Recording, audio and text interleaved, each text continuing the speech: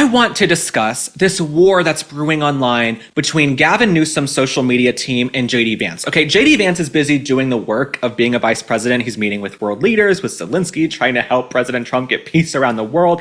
Gavin Newsom and his little bitchy gay queens who run his Twitter, they're busy doing tweets, okay? They're doing tweets trying to compare pictures of Gavin Newsom in high school versus JD Vance. And these tweets have gotten just gazillions of views, 50 million views, 100 million views. And I think it's brought up this conversation also about who do you find more attractive? Because I have had girls message me, conservative girls. I've had prominent conservative women message me and say they find Gavin Newsom attractive and they hate themselves for it. I have women who write me and say they would lay themselves down on the train tracks for JD Vance and those piercing blue eyes, okay? I'm here to tell you, I'm more of a JD Vance person.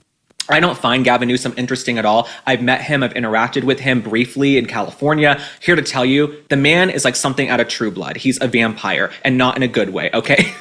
I know some of y'all want to get sucked, but he's not a vampire in a good way, okay? Gavin Newsom, he will suck your blood and leave you dry. But Gavin Newsom, they're comparing these pictures of him in high school to JD Vance. I'm here to tell you, I don't want a man who peaked in high school and looks like he's out of a Calvin Klein ad. I would rather have the guy who had a little bit of extra meat on his bones in high school, who was a little bit nerdy, who maybe did some of the theater, who did the shows, who was in the science club. I want that guy to be in charge of the country, not someone with like scarves and being real fashionable, hipster California guy. That's not interesting to me.